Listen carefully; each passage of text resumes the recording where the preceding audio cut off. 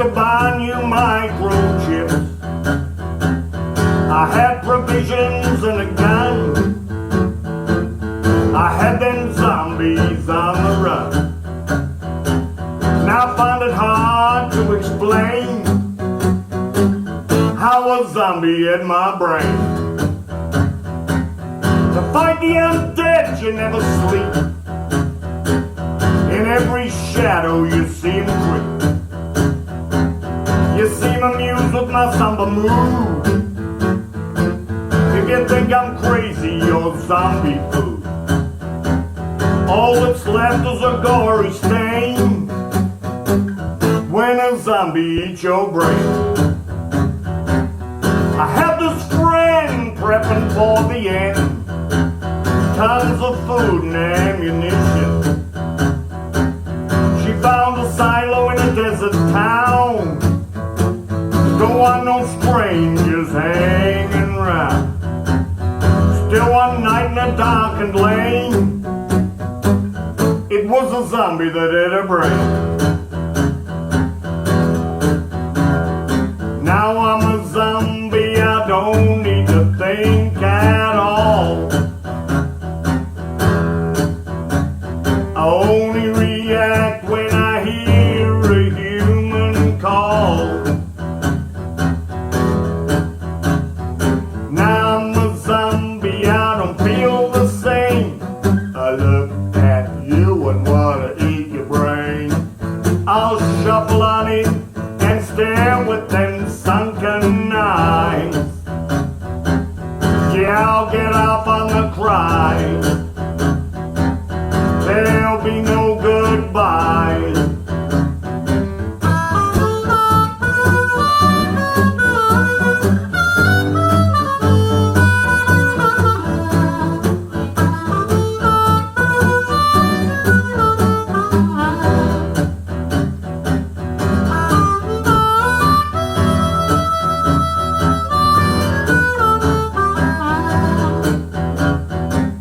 Locked in this room for days on end. This computer's my new best friend. Yeah, people saw me as paranoid. I was the one you must avoid. I had a 6-inch nail on the end of a chain. Still a zombie in my brain. I'd eat fast food if I had it all. The universe was safe if I made the right call. I thought I'd have time to react. Gigabytes of friends watching my back. All precaution went down the drain. Damn you zombie for eating my brain. Now I'm a zombie, I don't need to think at all. I only react when I hear a human call. Now I'm a zombie, I don't feel the same. I look at you and want to eat your brain. I'll shuffle on in and stare with them sunken eyes. Yeah, I'll get off on the cry. There'll be no goodbye.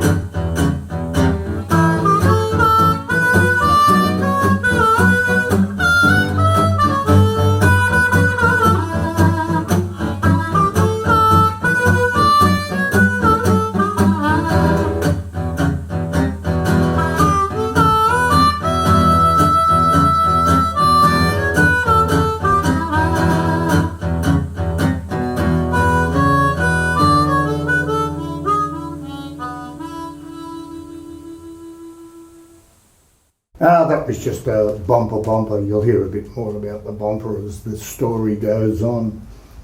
The idea with the Bay City Union wasn't just to stick around Brisbane. We wanted to go down south and play with the big boys down there. So Glenn Wheatley joins the band as rhythm guitarist, and we go straight to Sydney. We didn't really take Sydney by storm. We played the Bowl and a few of Ivan Damon's gigs down there.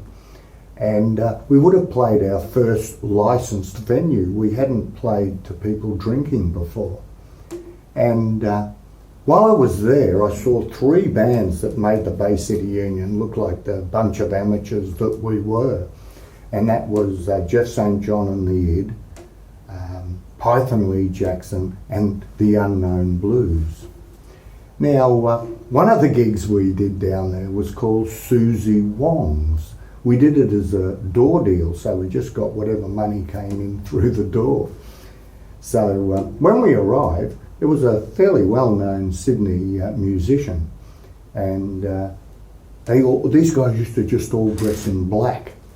And he had the job of getting rid of all the chewing gum that was stuck on the dance floor and on the carpet. So it gives you some idea of what the Susie Wong gig was like. At the end of the night, we made enough money for 4 hamburgers, and there was 5 guys in the band, so try and figure that one out. To save on accommodation, we basically just started sleeping at Bondi Beach. Eventually the police figure out what we're doing and confront us, and where are you blokes from? And we said, oh, we're from Brisbane. He says, there's the road to Brisbane, now fuck off. And that's exactly what he said to us. So we went straight to Melbourne. Melbourne was a completely different kettle of fish. You had these enormous town halls, and some of them would have dances on 2 or 3 times a week. So there was a fair bit of work.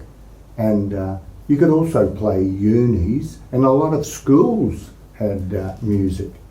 At one of those big dances, it wasn't unusual to have a jazz band, then a pop band, and a band like the Bay City Union would go on and play traditional blues.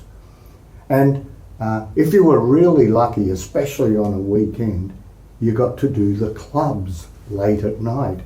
The Thumping Tum, Sebastian's, Catcher, and eventually Bertie's opens up. But one of the things that really kept the Bay City Union alive was the lunch hour gigs, where you'd play to the workers. It was 10th Avenue and the Bowl. You'd play from 12 to 2 for 5 days of the working week. So it was great whenever you got one of those gigs, because that helped pay for the accommodation for the week. So we used to love doing 10th Avenue. The Bay City Union really fitted into the Melbourne scene like a hand in a glove. And after a few months, we were pretty much recognised as the traditional blues band. I think there was only one other in town, so that helped us out. So what I'm going to do right now is just do a little bit of Jimmy Reed. He was the greatest bomber of all, and it's still just fun playing this stuff.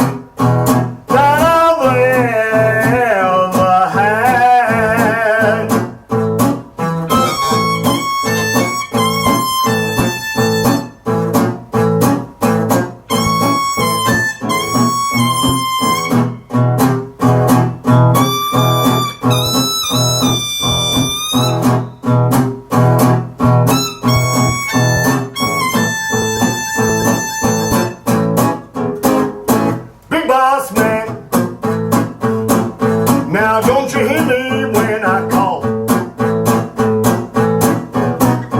Big boss man.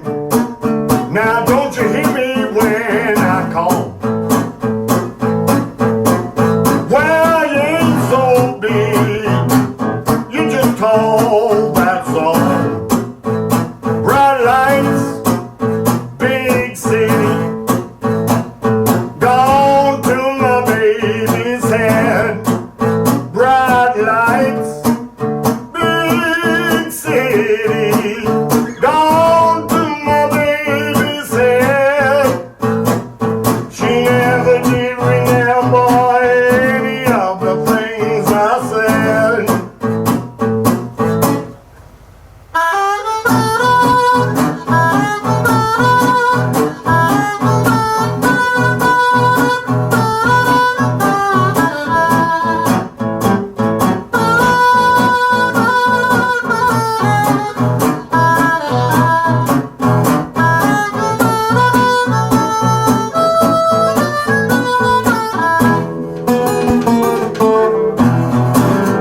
You got me running, you got me hiding, you got me running, hide, run any way you want me, let it roll. Yeah, yeah, yeah. You got me doing what you want me, darling, what do you want me to do? I'm going up, I'm going down, I'm going up, down, up, any way you want me, let it roll. Yeah, yeah, yeah. You got me doing what you want me, darling, what do you want me to do?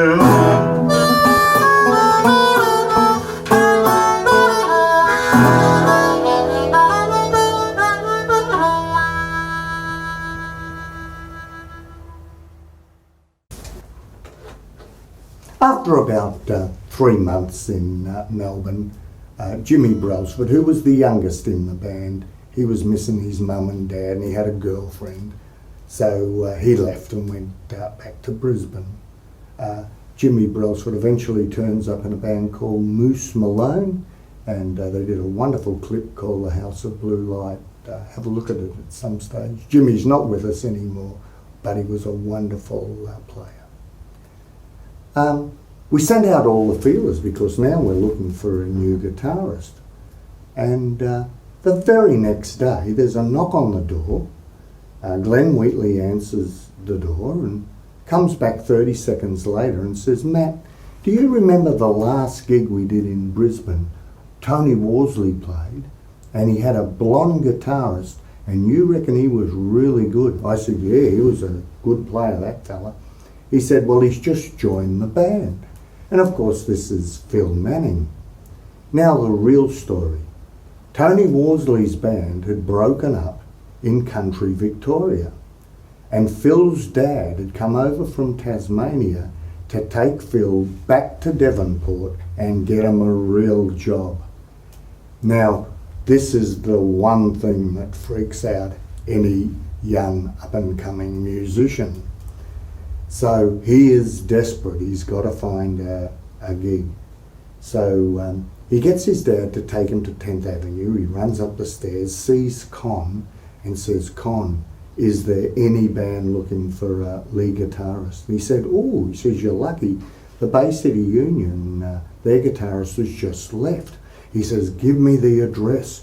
So Con writes down the address. And then Phil goes down, "Dad, you shouldn't have come over from Tassie. I've got another band I'm starting with on the weekend." And Dad was a bit suspicious, and he said, "Well, where are these guys?" And he says, "Carlisle Avenue in Balaclava." So they get a cab to the Bay City Union flat, and Phil says, "Dad, you wait in the cab. I better tell them I'm here." So he runs up the stairs, knocks on the door, and Glenn Wheatley opens. He doesn't even say g'day, he just says, Bay City Union, and Glenn says, yeah. I heard you're looking for a lead guitarist. He says, yeah. He says, just hang on, I'll go and get my guitar and suitcase. So that's how Phil Manning joined the Bay City Union. And we were really happy. In a few weeks, we were just going from strength to strength. Now, after we'd been in Melbourne for about 6 months, I saw that one of those bands that I'd seen in Sydney that made the Bay City Union look like a bunch of amateurs was coming to Melbourne. I thought, oh no, they'll just show us up. So they were playing at the Thumping Tom, so I went along the very first night, and after 2 songs it hit me like a brick. We're better. After 6 months of jamming with the best musicians in Melbourne, the band would sit down and listen to drum beats and just rearrange them. The band had improved out of sight, and we hadn't even noticed. But boy, everyone else had noticed, because bit by bit everyone started to steal players from the Bay City Union. The first to go was Glenn Wheatley. He went to the Masters Apprentices. Tony Butel was a fantastic soul and blues drummer, and he was asked to join the Levi Smith's Clefs with Barry McCaskill, who had always been a great mate of mine anyway. And Phil joined the Laurie Allen Review. There was a couple of girl singers in it. I think that was the end of Phil. So I'm out of work for quite a while. I kept the Bay City Union going with some Kiwi musicians, but we never had the same vibe again. So eventually I'm out of work for about 2 months. So I start writing songs. And I've always loved stories in songs. So I thought of this time where when the Bay City Union recorded their only single, which was Omo Ring with Mary Mary on the B-side, we had to go to Sydney. Now, I'd met a couple of blues fans in Sydney when we first went there, and one of them's name was Wally Mudd, and his brother was Starving Wild Dog, and his brother eventually plays the piano on Bop Boppin' the Blues. So Wally says, Matt, how would you like to meet the wizard? I knew that one of the universities had their own wizard. I thought, oh, that sounds pretty good. So we're in the Darlinghurst, Paddington area, and there was a slight hill, and there was a house, but it had a cellar underneath it. So we went down into the cellar, and here's the throne of the wizard, and there was a big circle that came out from the throne. And so the wizard was talking to someone. He was a bit busy, so we just sat on the pillows in the circle, and a pipe goes past. Whoa, that's hang on. And oh, another one. And after about the third pipe went past, I turned around to Wally and I said, Wall, I've got the munchies. There's a 24-hour taxi depot just up the road. Coming up and I'll shout you a hamburger. So we went up to the 24-hour taxi depot, and we're munching on our hamburgers, just strolling back to the cellar. And we saw about 3 cars outside. And we kept walking, and then bit by bit we saw them throwing people into the cars, and we realised it was a bust. So we just quietly turned around and went the other way.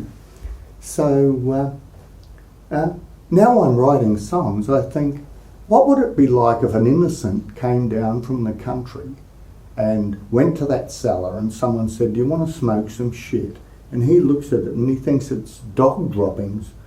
And that's where this next song comes from. It's called The Great Hound Dog Dust Bust.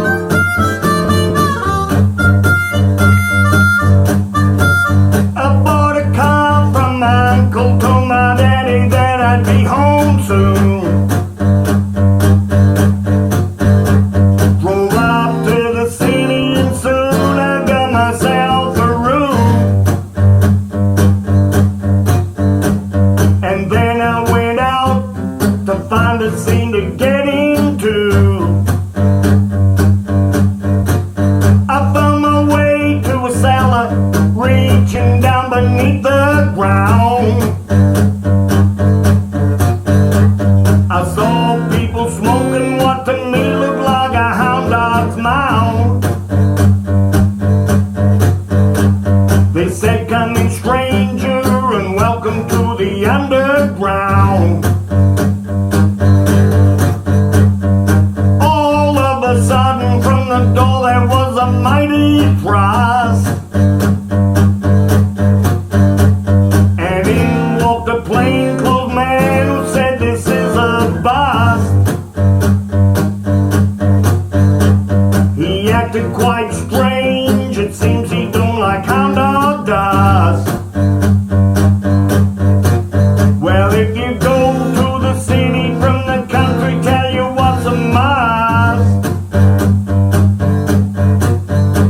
You better get invited, you wonder what's lighted. Better get invited to the great. Better get invited to the great Hound does brother.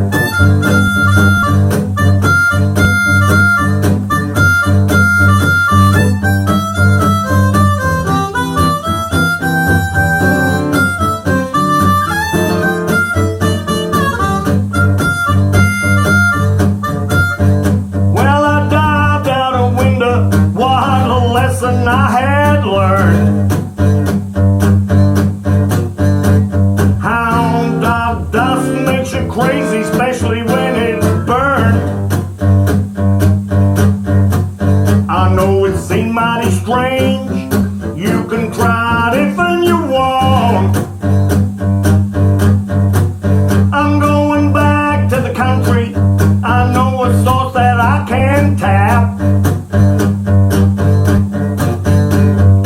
All these years I didn't know the scene was in my lap. I've got 24 sheepdogs, they certainly do a lot of that. With 24 sheepdogs, I'm gonna pick up every scrap. Well, if you go to the city from the country, tell you what's a must. You better get invited, you wonder what's lighted. Better get invited to the great. Better get invited to the great Hound does brother.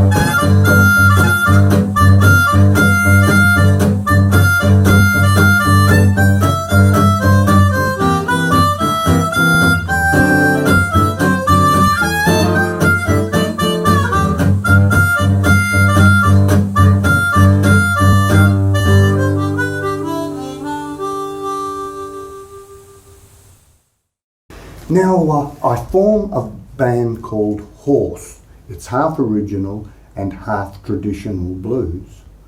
One day we're doing a gig and in walks Lobby Lloyd, and he's brought an old schoolmate with him, and he introduces me to Billy Thorpe. And I think, Billy Thorpe, Somewhere Over the Rainbow, Sick and Tired, Mashed Potato, Poison Ivy, he had all these great hits. What on earth would he want to meet me for? So Billy says, look Matt, Lobby holds you in fairly high regard, and he says that you are the man who's kept the blues going in this town. So what I'm going to do is move to Melbourne, team up with Lobby, and we're going to form a blues rock band. So I thought, wow, if Billy Thorpe wants to play blues of any description, it can only be a wonderful thing. And I said, thank you very much for the courtesy of telling me. I really appreciate that. And we talked for about an hour and remained really good friends till both of those great men left us. Okay, now Phil Manning's in Perth. The Laurie Allen Review broke up, and Phil Manning takes the place of a guitarist named Dave Hull in a band called the Beaten Tracks. They had won the Hoadley's Battle of the Sounds in Western Australia.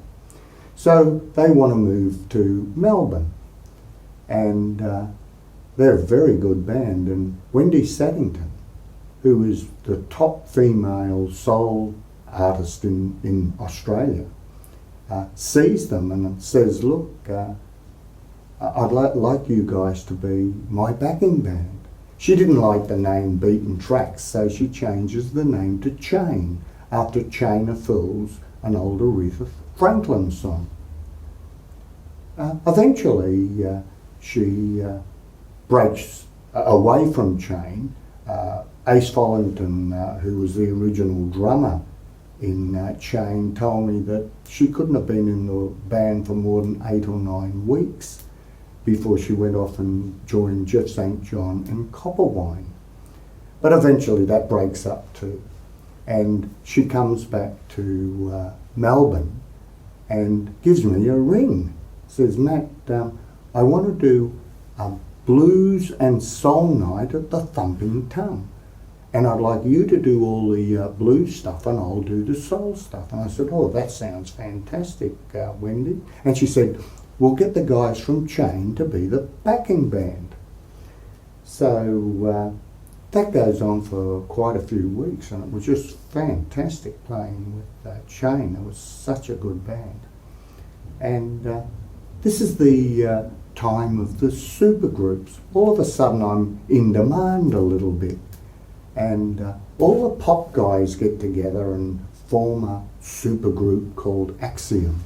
And all the alternative guys, that's anyone who's not playing pop music, get together and we form a band called Genesis, which is virtually nearly 100% original.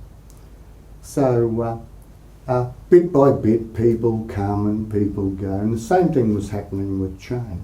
And eventually, the bass player of Chain left and joined Genesis on guitar. His name was Timmy Piper, a fantastic guitarist. But he also had a wonderful wife. Her name was Margaret, and she was an acid queen. Now, an acid queen was like a shaman.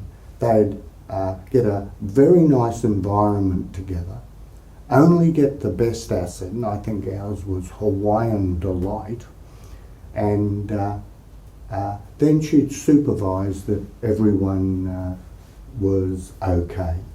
I can remember being in a fetal position in the middle of the floor laughing my head off when Margaret went past and said, "Oh, looks like Matt's having a good time." Of course I was. I only ever dropped acid one more time after that. I'd seen all I needed to see. So this song, Lightning Ground, comes from that experience, and it eventually became the B-side of Black and Blue. In a dream about a mountain, reaching high above what's known, and drinking from a mystic fountain, soon my thoughts of life had grown. I'm walking in a cloud of thunder, enjoying all the things I found, endless shots of joy and wonder, like lightning going through the ground. And all the troubles of my life had gone away. I was living in tomorrow's world today. No more soldiers in armor ripping up the clay. No more kings and statesmen with people to betray. No more fighting, the lightning got its way. No more fighting, the lightning got its way. No more fighting. At this particular time in Genesis, I had a drummer named Trevor Courtney, and Trevor lived in Jackson Street in St Kilda, just behind Fitzroy Street, in a block of flats. Also in that block of flats were two old mates of mine from Brisbane. They'd been in a band called Thursday's Children, and they just wanted to lock themselves in a room and become the best rhythm section in the world. Of course, this is Barry Harvey and Barry Sullivan, who eventually joined Chain.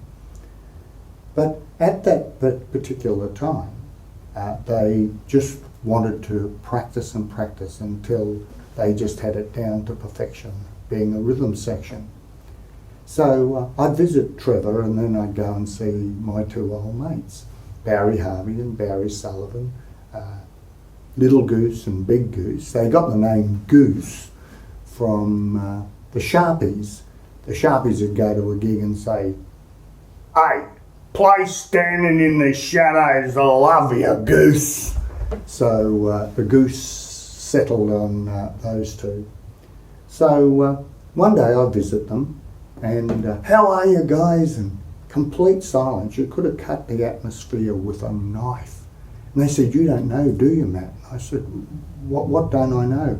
They couldn't even tell me. They showed me an old clipping from the Brisbane Telegraph, and it said, "Corporal Paul Evans has been killed in Vietnam." Now, Paul Evans was one of the guys who I stayed with when I went to Melbourne and bought all the blues records. And when he lived in Brisbane, he'd have to catch cabs everywhere because there was all these louts and thugs who were bashing up long hairs on the street. And now he's gone. He had shoulder-length blonde hair when I knew him. So that seemed to infuriate people. So within a couple of weeks, I started to march in the moratoriums. I just wanted to bring the troops home. I didn't want any more mums going through. He was an only child. I can only imagine what his mum was going through. So I started to march. I went in the moratorium in Brisbane, heaviest thing I've ever been a part of in my life. The police had taken their numbers off and they had batons and just wanted to break heads. And then I went in the moratorium in Melbourne. And being a musician with my sleeping hours, I turn up late, just as the procession is turning into Burke Street. And there's some pro-war people there. And one of them had about a quarter of a brick and threw it at Jim Cairns. There was a big wharfie standing beside Jim, and he leant over, took the full force of the brick on his chest, and in good cricketer tradition, didn't even bother to rub it. And some politician had said, the only people who will be marching in that moratorium will be long-haired poofters, sorry to use the phrase, but there was no political correctness in those days, and pack rape bikers. So there's a little old lady, she must have been about 80, and she's got a sign, "I'm a pack rape biker." And these were my kind of people, and they had very good humour. So I joined the procession, and we all sat down in Burke Street, and I wrote this song, "My Arse is Black with Burke Street."